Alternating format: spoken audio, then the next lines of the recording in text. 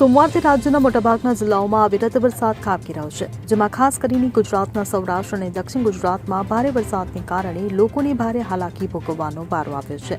ત્યારે બોટાદમાં લાઠીદળ ગામ પાસે એક ઇકો કાર તણાઈ ગઈ હતી.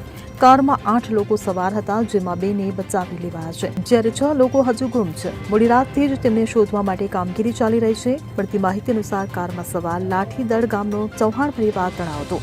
કાર તણાઈ હોવાના સમાચાર મળતા તંત્ર દ્વારા રાહત મોડી રાતથી બચાવ કાર્ય શરૂ કરવામાં આવ્યું છે, જેમાં 10 કલાક જેટલો સમય વીતી ગયો હોવા છતાં હજુ પણ 6 લોકો ગુમ છે, જ્યારે 2 લોકોને બચાવી લેવાયા છે.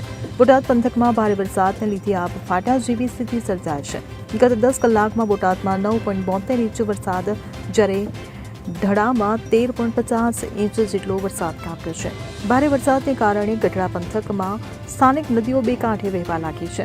મેઘમહેર થતા રસ્તાઓ પર વરસાદી પાણીની નદી વહી હતી.